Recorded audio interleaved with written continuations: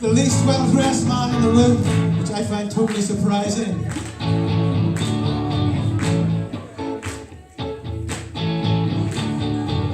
Darling, you got to let me know.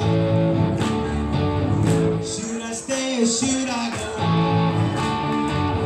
If you say that you'll be mine, be here till the end of time. So you gotta let me know. Should I stay or should I go? Should I stay or should I go now? Should I go now? If I go, there will be trouble. If I stay, there will be trouble. Put your hands together for Nick Evans. You gotta let me know. Give it up, Paul Bowen!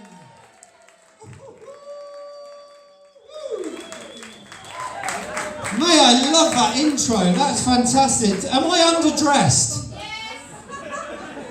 I'm on holiday. I'm going on holiday tomorrow morning to Egypt, so I apologise for my terrible state of affairs. Give it up again. Go and have a cigarette, boys. Paul Bowen duo, absolutely awesome. We're loving it. Absolutely loving it. Did we have a nice little interval? Have a little drinky? Anyone a little bit tipsy, a bit drunk? No, good. Some are, some aren't. We like that. Are we having a good show? Are we enjoying it? Will you be back? Great. I got your email, so what I'll be doing is just, if you give me your phone number as well, I'll text you about 28 times a day. That's fine.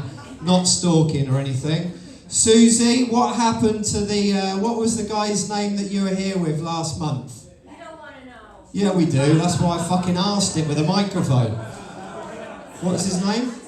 Ben. And he was a dancer as well, and you were performing together, and you went back to have sex and everything else. We won't go into that because that's prime, but what was it like? No, we won't go there.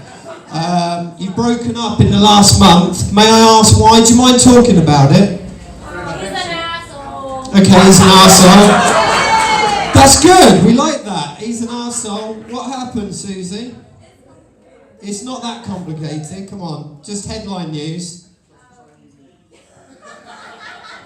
Tiny Willie. He didn't appreciate you. Girls, that's not good, right? In what way was he doing? Was he phoning you a lot? He didn't phone you. Was he texting you love messages, little smiley faces? Did he actually go from Fulham to Clapham to see you? Where have they gone, by the way? Have they gone back to Fulham or Clapham? Where have they gone? Dan and Charlotte, where are they? They gone? David, you've packed them. What have you done to them? So he didn't appreciate you, he didn't phone you, he didn't do anything. How did you get rid of him?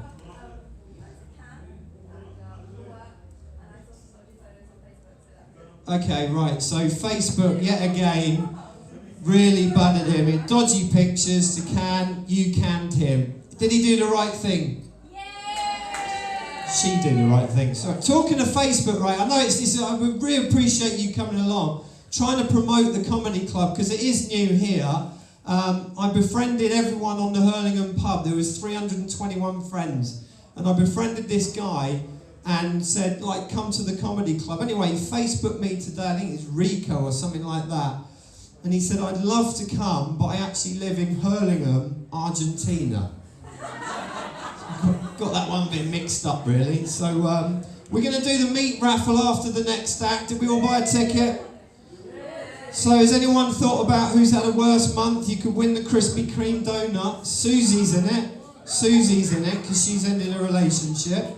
So if anyone wants to enter that, you're still there. Do we want an act on for the second half? Third? Yeah? Okay, I want you to give her a huge lot of love. Start applauding now, please. Start cheering now, please. The wonderful, I love her very much, Gemma Beagley!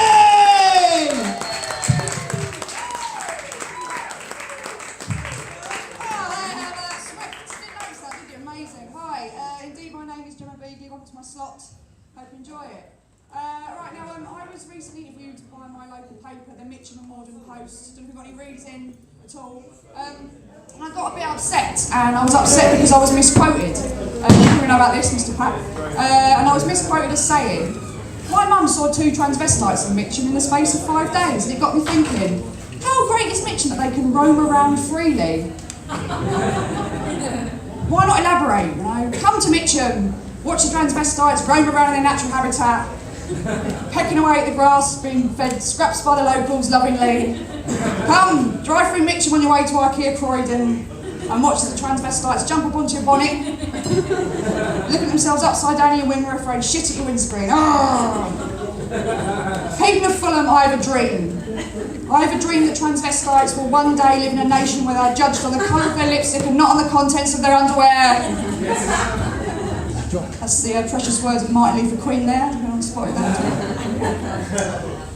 It's been 98 years since Emily Davison threw herself in front of the King's Horse, and 83 years since women received the same suffrage as men in this country, and 51 years since the introduction of the pill which liberated the female reproductive system.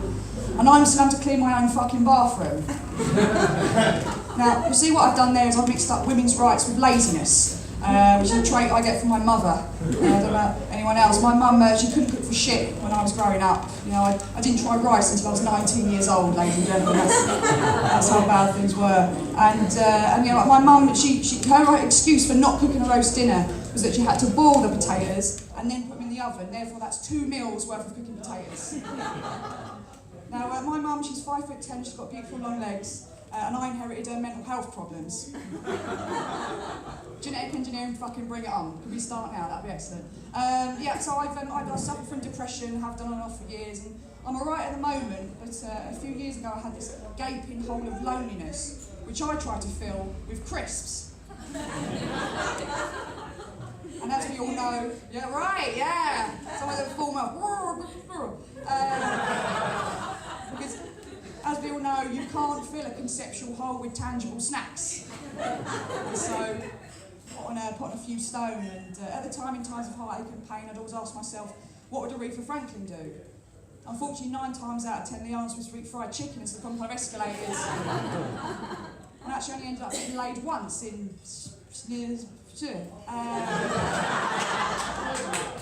I say get laid, a man prematurely ejaculated onto my belly. Now, Susie, I was dating at the time, it was just some random guy. I don't just go around with my top up urging men on the verge of orgasm to sort of seagull the kids call that, apparently, which is sweet, savoury, salty, I don't know. Anyway, the guy was a bit embarrassed, he left pretty sharpish, leaving me feeling a bit slaggy, you know, and there I was, waving goodbye at the window, holding back the tears, wiped away the spunk with the Ginsters wrapper I had lying around. Right. Now, I posted that anecdote on the erotica section of Mumsnet. I don't know if anyone saw it.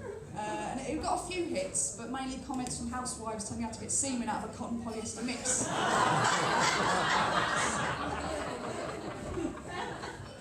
Anyway, so to counteract the weight gain, I started smoking, because as we know, there's nothing more slimming than lung cancer, right? And it's true, try it. And have you got any smokers in? By any chance, any smokers? Yeah. If anyone doesn't know, there's a civil war that goes on amongst smokers between people who roll their own fags and smoke pre-rolled. And people who roll their own fags, they're so smug, and they'll say to me, oh, it's much better for you, there's less chemicals. Well, I can tell you now, there's still over 300 chemicals in rolling tobacco. Fags are going to kill both of us. The only difference is I've wasted half my fucking life rolling them myself. Anyway, so I was really proper like crazy for a while, and there was a period of about 18 months where I was just like, if I could just become a member of En Vogue, I'll be fixed. Crazy. And but then I realised that I was never going to get it. Never going to get it. Never going to get it. Thank you, one person. And as you're such a fan of mid-90s music references, here's another one for you. I got lost looking for the Ace of Base concert, but then I saw the sign. Last one, thanks. Anyway, enough of this lark, that's the depression. So I used to, I'd drink myself into oblivion, and, one glass of wine, I'd end up rocking backwards and forwards, listening to Whitney Houston. What, is it bad? It's bad, right? That's how low I got. But I'd always sit there wondering, What does Whitney listen to when she's drunk and emotional? The sound of Bobby Brown's fist popping her out of its socket, I imagine. Look, she's fierce, she can handle it, it's fine, honest. So anyway, so that was the end of that. Now my parents are Catholic, and they use the withdrawal method. Here I am. And there's 3 more of me as well. So now, because anyone with half a brain knows that the withdrawal method doesn't protect against horrible illnesses like HIV and chlamydia and the worst disease of all, pregnancy, right? And I read somewhere, or I made it up for the purpose of this routine, that the DNA found in precum, sorry. Yeah, the DNA found in precum is of very low quality, right? And I do believe that's true, because when I go to get myself a glass of water, I leave the tap run for a while, because the initial spurt's a bit yucky and manky, right? So applying that to my calculations, very low quality DNA in precum, plus mum and dad using the withdrawal method, is probably the reason why I can't swim.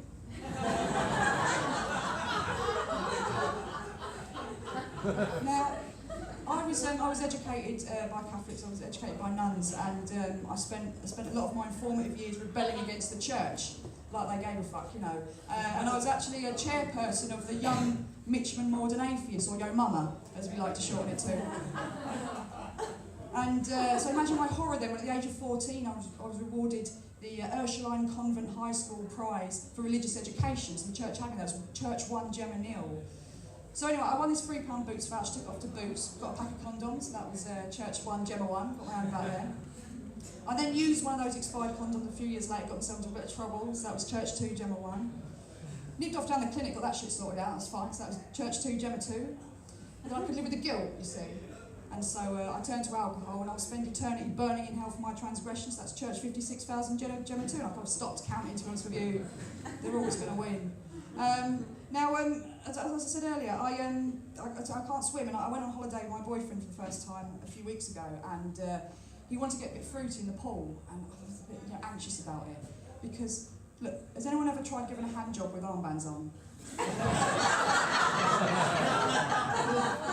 Fucking nightmare.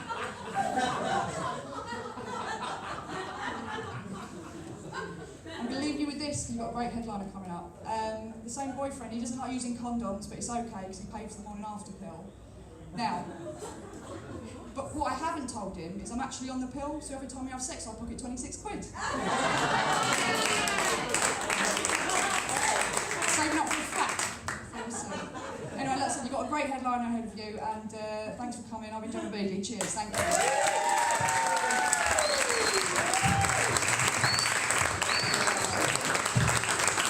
Ladies and gentlemen, the marvellous, we love her, Gemma Beagley!